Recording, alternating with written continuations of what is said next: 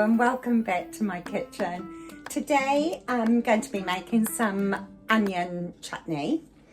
I bought a big bag of onions because it was either $2 a kilo or $7 a 10 kilo bag. So I thought, well, I'll buy a big bag and I can share some around, but I can also make some delicious onion chutney. Now, some of them have sprouted, but that's okay because I'm going to plant those in the garden. And even though I'm not going to get loads of onions from them, I will get at least one, sometimes two from each onion. So that's not wasting anything. Now for this recipe,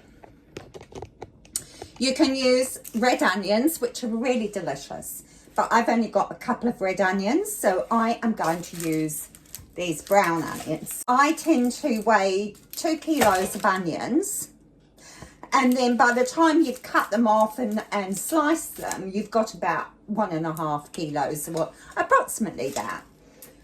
So slice the onions, and then we need to saute them. Okay, I've sliced up all the onions. I will double check that they're all sliced nicely. And I just thought I would just show you. I save some of the outer parts of the onion. Now, you can save the brown skins. You could dry those out and add them to your stock powder. But unless they're spray-free or organic, then I would be very reticent to do that because of all the terrible toxins in some of the sprays. Maybe the inner layers are okay though.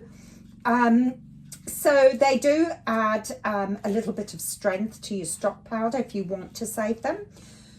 I save all the bits and bobs. So all these bits that I cut out from the onions, I tend to save. So when I'm cutting the onions for slicing, I like to cut out that middle bit there, that core bit. But instead of throwing it away, I bung it in the freezer. Oh, we'll take that bit out too. And chop them all up, dice them all up, throw them in the freezer with my, and then when I'm doing like a soup or a broth, I'm not using new onions. I can just use all these chopped up pieces and they're just as tasty and delicious. So I'm just going to add a bit of ghee to the pot, put that on the pot, on the hob, and then we can cook our onions up. Once the butter has melted, or the ghee, then add your onions. That's a bit hot. We do not want to brown the onions. We just want to soften them on a low heat. So I've just reduced the heat on it. Oh, I don't want those bits in. So as I add, then I can just stir through and just check the onions are all sliced up nicely. There we go.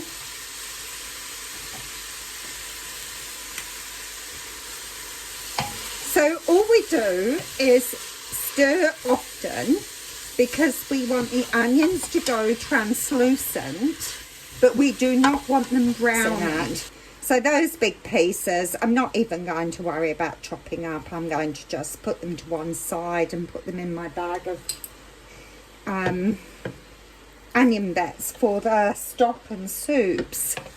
Okay, so we're just going to keep stirring this and getting it to soften. And there is quite a lot of onion. So it is a small batch relish because it's just too much to handle if you have more. So this works out about 1.5 kilos. As I say, I just weigh 2 kilos and then chop them up. And then if I have to cut bits out, it's all good. It is all approximate. When the onions have sweated down a bit, this is the time I add my garlic. Now, if you're using fresh garlic, just use maybe 4 cloves. I'm going to just add some of my fermented garlic it's just so handy to have in the fridge. I don't want to add too much, so because I don't want the garlic to overpower the onion flavours in this marmalade. So I just add a little bit of garlic, and I'll just stir it all in there so it's evenly dispersed. And with the fermented garlic, it's easy to see because it's got a very yellow colour, hasn't it? It's quite orangey yellow. Sometimes my fermented garlic goes green, but that's all good. Just a weird chemical reaction. Okay, so once we've got that done, might as well just scrape that little bit off, hadn't I? Then we're going to add the other ingredients. We're going to add just a teaspoon of salt. I don't really want it too salty either. So just a teaspoon of salt. Then I add some brown sugar. So there's 200 grams of brown sugar here. If you haven't got brown sugar, you can use white sugar with a bit of molasses added to it, because that's all brown sugar is after all said and done. We'll give it a stir through before we add the vinegar.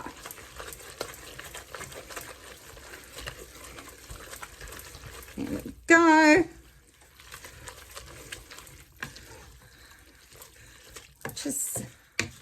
Now we are going to leave it on the hob on a low heat. It's low and slow for onion chutney.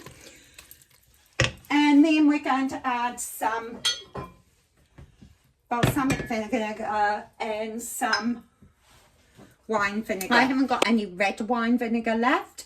Normally I would use red wine vinegar, but today I'm going to just use my Italian white vinegar. So it's 200 mils of each. So it is like, just use what you've got. So 200 mils of vinegar, red or white, and 200 mils of balsamic. Then we're just going to leave this on the hob, stirring often until it gets really thick. And at that stage, I will come back and show you at what stage it needs to be at before you bottle up. The onions are starting to bubble away. So now I need to reduce that heat to about 4 or 5.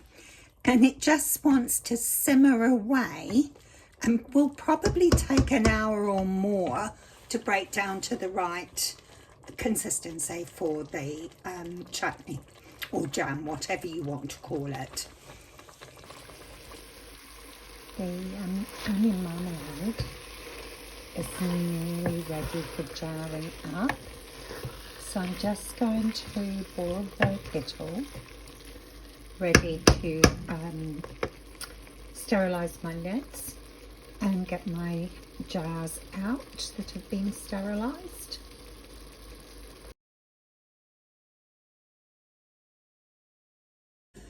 And just fill up the marmalade to the top.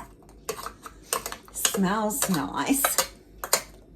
I do still think it is nicer with red onions. So, but use what you've got.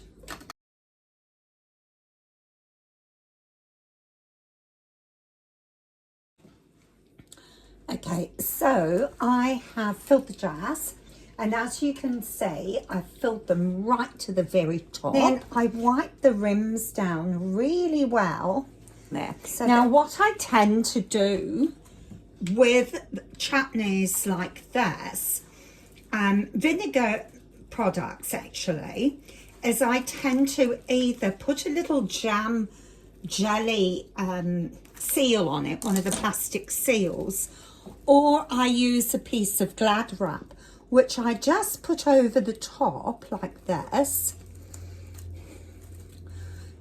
Okay, but I still put on a lid. So I want the lid so as double protection. But the little plastic outer on there just stops any of the vinegar corroding the top of the jar. But it's really quick and easy, really. It's just takes, well, that took about an hour and a half on the hob. But I did jobs in between. I even did my compost. I planted out those onions. So you can do things at the beginning of the cooking and just keep an eye towards the end. Caramelized onion marmalade. Some people call it onion jam. Some people call it onion chutney. Whatever you call it, that's fine. So there we go. Delicious caramelized onion marmalade. Have a great day, everyone. Bye for now.